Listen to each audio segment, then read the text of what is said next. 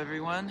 I just wanted to share a few thoughts about the pro-Palestine rally that I just attended. I'm here in San Francisco. I'm actually in the front of University of California Hastings College of the Law, which is just a couple blocks from UN Plaza, where the rally was. Yesterday, about 13 to 14 Palestinians were murdered by the Israeli Defense Forces. There's a big demonstration going on right now to advocate for the right of return to Palestine. So what does that mean? That means that since 1948, the Palestinian people have been displaced. Like 700,000 Palestinians were displaced when the Zionists moved into Israel. They threw them off of their land, and they're basically most of them are in Gaza, which is the biggest open-air prison in the world. And it's also like shooting fish in a barrel for the Israeli Defense Forces. So yesterday, over 1,400 Palestinians were injured by the Israeli Defense Forces, including children, people of all ages from childhood up to elderly. They recently, I actually just posted a video a few days ago about a new technology with a particular type of drone that they use to, and they advertised this before the demonstrations really got going. It's a drone that is able to disperse tear gas. So, another military defense contractor, bunch of money being made basically, but they definitely utilize that in the crowds. Peaceful demonstrations advocating for the stop of the genocide against the Palestinian people by the Israelis, and the protest was a very positive, loving event, and I saw a lot of people that I had met previously through the Answer Coalition and the Party for Socialism and Liberation. And I met some new people, some from Jewish Voice for Peace and a couple other organizations. And I posted some live footage of some of the speeches and the chants, and a guy doing a poem who had some very powerful words to say. So this is something that is very dear to my heart. I just really started learning about the Israeli-Palestine situation in depth, like in the past year. My first sort of introduction to it was about 9 months ago. I went to an Answer Coalition event where Richard Becker, the author of U.S. Empire, I think it's called U.S. Empire, Israel and Palestine, he gave a talk, as well as another man who had just been to the refugee camp in, I think it's called Shatila, that's the refugee camp in Beirut, Lebanon, where Palestinian refugees live. He had given a talk as well and showed a lot of footage that was very, very heartbreaking. He told some very powerful stories of the people who, it's very similar to the struggle that the Native Americans have experienced in the past 500 to 600 years under white colonialism, in that, it's a people who have been forcibly removed from their land. They've had their land stolen from them. They've been murdered. They've been just shot at point blank range. They've been burned alive in houses. They've been tear gassed. They've been imprisoned. They've been tortured. And this is all perfectly legal under military Israeli occupation rule. So Palestinians, just like Native Americans in the United States, have been terrorized for the past 70 years. And they have absolutely no rights. When people say that, Israel is a democracy, Israel has a racist colonial policy towards the Palestinians. Most Israeli Jews view the Palestinians as animals, and most people who are polled in the street will openly state that they just want to bomb or kill all of the Palestinians, and they routinely have their houses raided. Children are shot in the head at point blank range. They're constantly harassed. There's a system of completely apartheid system of separate roads for Jews only, and then a road for the Palestinians. And there's tons of checkpoints, so that Palestinians have to go through dozens and dozens of checkpoints just to get from their home to school. Their food supply is limited. Their water rights, their access to clean water is completely just confiscated by the Israelis. And so when you take away a people's land, when you extinguish their culture, when you criminalize protest, when you criminalize the celebration or the commemoration of tragedies that have occurred over the past 70 years, that's genocide. When you murder people indiscriminately, you constantly put them into a smaller and smaller location in confined spaces, and you test out military equipment on them. You test out chemical weapons on them, like this drone that disperses tear gas on helpless people. That's genocide. That is apartheid, and that's why I support the boycott, divestment, and sanctions movement against Israel. Israel, in concert with the United States, is one of the biggest terrorists on the planet.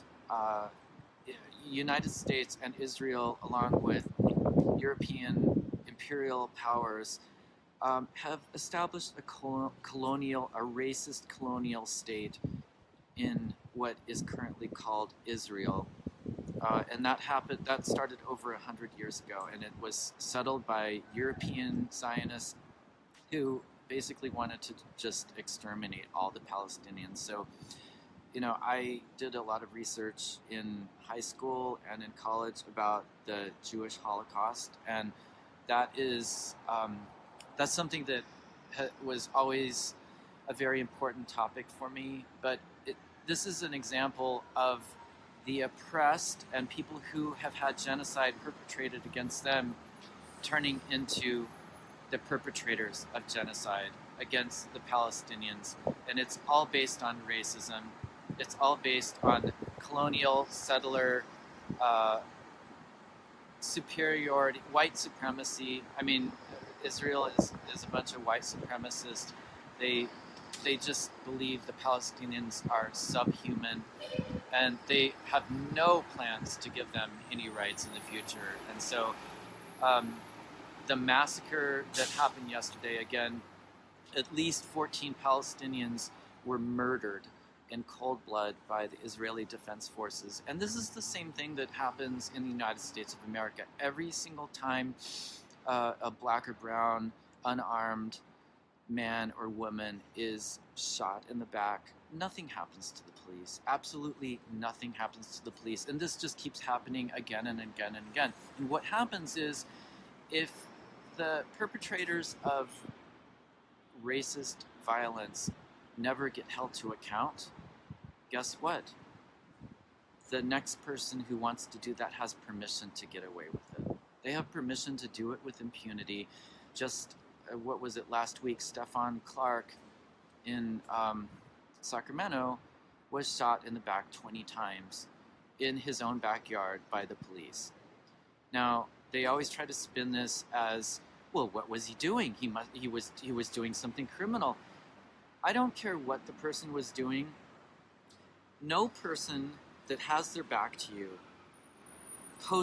ever poses any threat to you. So these police who say that they were afraid for their lives and they had to shoot someone in the back 20, 30, 40 times, that's just an absolute ludicrous notion. I mean, someone who has their back to you, they do not pose a threat. So that means there is absolutely no justification for shooting that person. they could have easily, anytime a white person does an act of violence, shoots people, somehow the white person always gets taken in without one single pretty little hair on their head harmed. But when a black person is suspected of even being in the wrong place at the wrong time, or they're suspected of matching the description of someone who may have been breaking into cars or committing some act of vandalism, they just get murdered on the spot. Like, absolutely no questions asked. They get murdered in cold blood. And, you know, I've been listening to KPFA a lot, and they do some amazing coverage about issues that affect black and brown people and oppressed people and Native American people. And, you know, all of their coverage, I mean, they interview people who are affected by this violence, by this state-sanctioned violence. And the more I learn about this type of violence perpetrated on innocent, oppressed, discriminated against people, the more I view it as a form of state-sanctioned population control. So what do I mean by that? I mean, the powers that be in the state, whether it's Israel or the United States, they want fewer black and brown people. The police are there to contain them. They are there to terrorize them. They're not there to protect and serve. The police are agents of the state, and if the state wants black and brown people to die, black and brown people are going to die. So that's why nothing ever happens to police officers who kill unarmed black and brown people. Nothing ever happens to them. They never, if they get indicted, they never get prosecuted. They never get held to account. And it's the same thing that happens in Palestine. So I've kind of veered off topic. Can kind of really get going about all this stuff. But just in my heart, I know that no people anywhere in the world deserves to be discriminated against, have violence perpetrated against them, violence, murder against them. So that's why I support the Palestinian cause. I don't support, I stand against colonialism and imperialism that just only has an aim of instituting a system of oppression on the most vulnerable communities in the world, whether it's in the United States or in Palestine or anywhere else in Latin America. So anyway, I'm kind of rambling now, but thank you for tuning in. Please watch my live coverage of the Palestine pro-Palestine rally. There's some wonderful speeches, and everyone should watch it. So thanks, and see you soon. In the Middle East, issued a statement in which he said that the march was a hostile attack on Israel. What was the symbol of that? I mean, here are the people of Gaza who are overwhelmingly refugees who have been locked inside the biggest open-air prison in the world, having a demonstration inside their open-air prison, and Jason Greenblatt denounces them for doing it and says it's an attack, a hostile attack. Well, aside from being ludicrous on the face of it, although none of the mainstream media dissects it that way, what was the message that we think the Israeli government heard from those comments just before the march started? And of course, what they heard was, you can do whatever you want. We stand behind you in whatever brutalities, whatever atrocities you inflict on the Palestinian people. That's the message from Washington. That's the message from Greenblatt. And so I think that it's exposed to most of the world, and it's hidden from the people of the United States what's really going on. That the people in Gaza constitute something, and we know this, as kind of a mirror that's held up before Israel, and why Israel wants to crush Gaza. It's the mirror that shows the Israelis how their state came into being, by the eviction of 750,000 plus Palestinians, and that today there are 7 million Palestinian refugees. And David Ben-Gurion, when he was the first prime minister of Israel, was asked so many years ago, what will happen to the refugees? And he responded, the old will die and the young will forget. Well, many of those who were alive at that time are still alive today. And we can see from those heroic protests yesterday that the young have not forgotten, that the young are determined to carry on the struggle until Palestine is truly free and the Palestinian people have the right to self-determination, including the right of return. Thank you. I want to also uplift all victims of state violence. There are folks here in our communities who've been killed. There are folks in communities all over this country who've been killed, and we are standing on stolen land that is still oppressed by a colonial police force. Right now, there's a rally Monday, Justice for Salim Tyndall, April 2nd at Nancy O'Malley's office, 1225 Fallon Street in Oakland.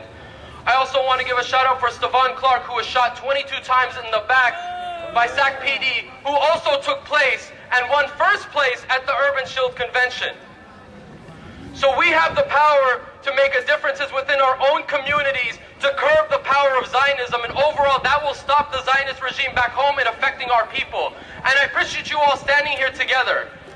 I've been writing and speaking this, I want to spit a poem. I've been spitting this poem for a few years now, and I wrote this when I first really felt the bombings happening in Gaza. My family came from Gaza, and I can't believe I have to keep spitting this poem because it still is applying to this day.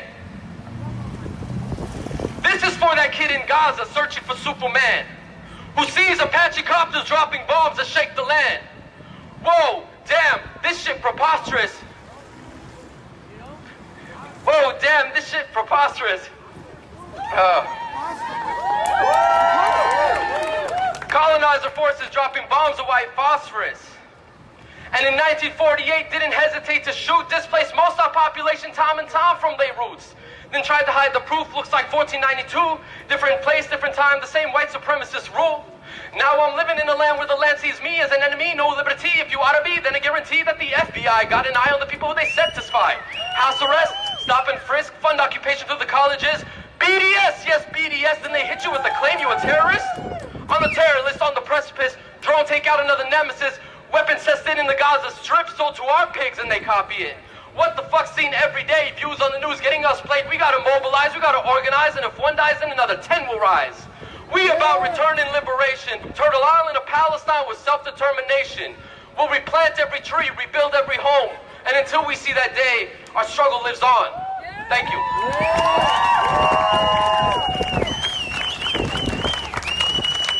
Give it up for Sharif!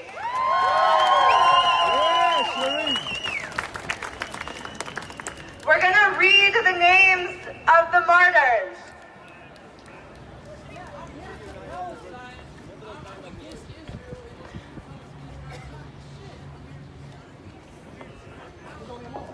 So we're going to have a moment of silence for the Palestinians that have been killed in the less than 24 hours, basically.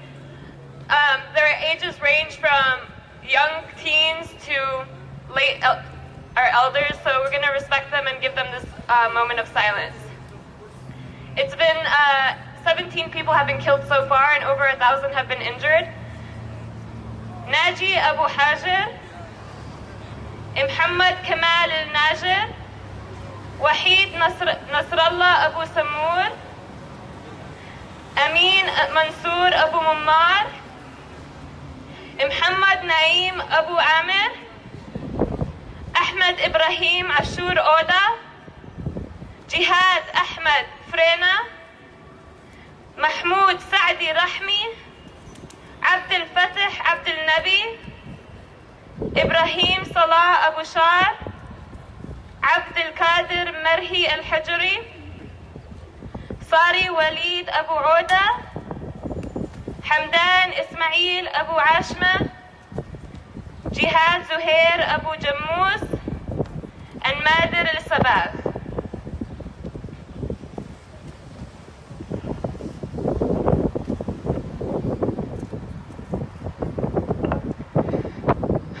We need to always remember to say their names and remember their names because they're not just another statistic. We can't normalize the killing of our people. We can't normalize this occupation, and we cannot normalize this inhumane treatment of the Palestinian people. Thank you. Thank you.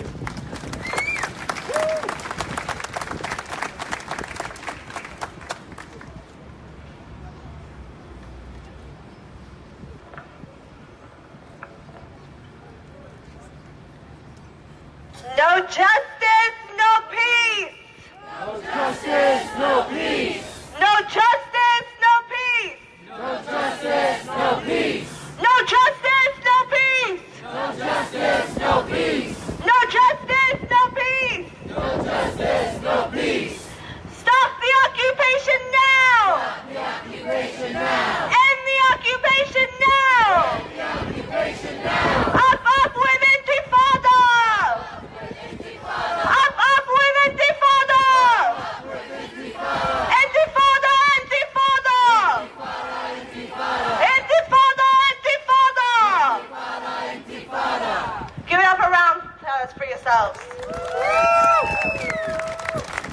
We stand here in the shadows of all the people who came before us, who risked their lives for justice, who risked their lives for liberation. We stand on very, very tall shoulders, and we remember our martyrs. We will not normalize their deaths as a number. They are people with families. They are people with aspirations, and their dreams live on. Their goals live on through us. We are fighting for the right of return. We are fighting for our dignity. We are fighting for our liberation so that our children and our children's children and their children will be able to live with dignity on their land, in their homes. Returning home is not a crime. And no wall will stop us.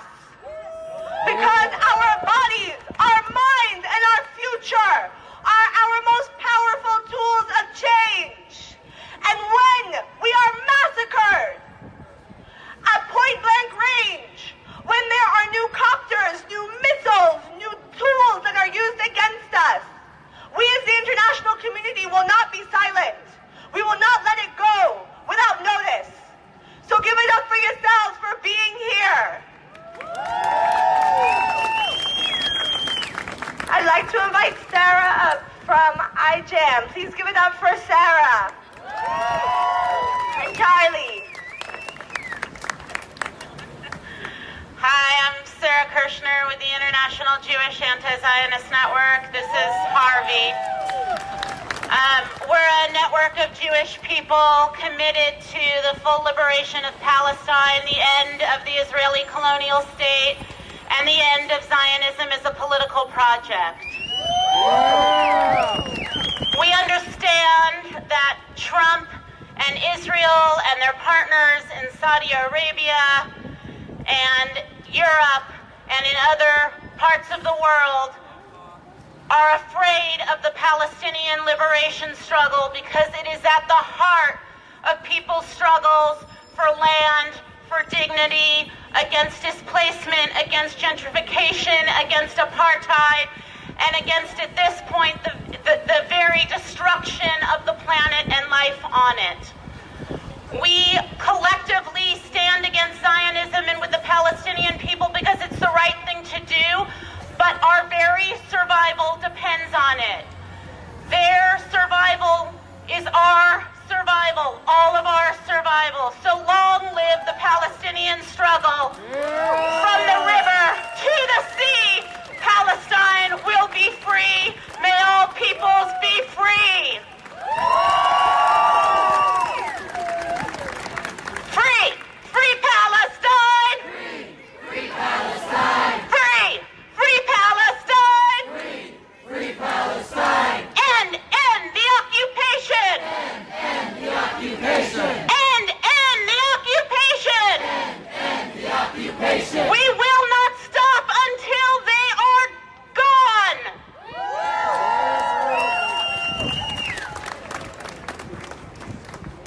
So I know we are exhausted.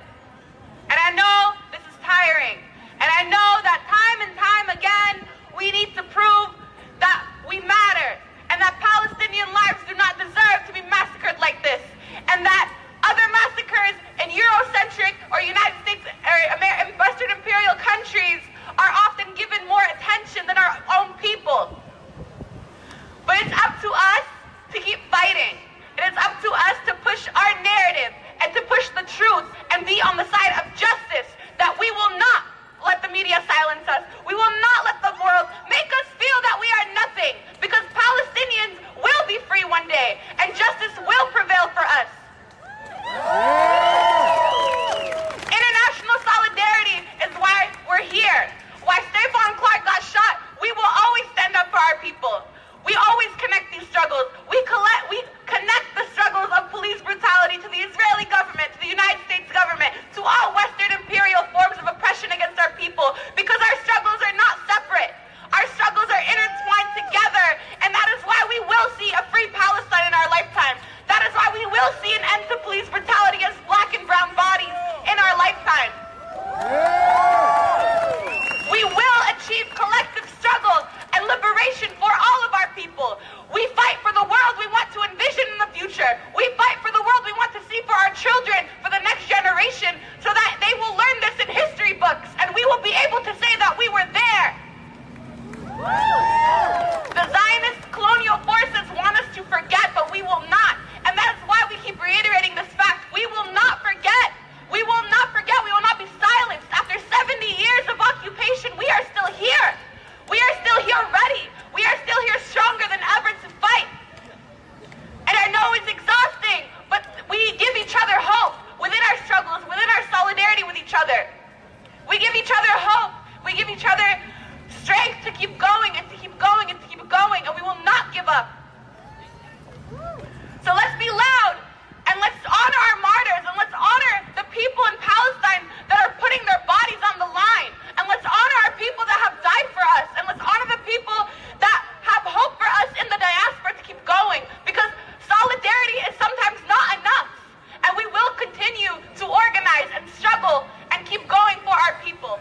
So free, free Palestine! Free, free Palestine! Free, free Palestine! Free, free Palestine! Free, free Palestine! Free, free Palestine! Long live Palestine! Long live Palestine! Long live Palestine! Long live Palestine! Long live Palestine! Long live Palestine! Long live Palestine! Long live Palestine! From the river to the sea! From the river to the sea! Palestine will be free! Palestine will be free! From the river to the sea! From the river to the sea! Palestine will be free! Palestine will be free! From the river to the sea! From the river to the sea! Palestine will be free! Palestine will be free! Palestine will be free! Palestine will be free! Palestine will be free!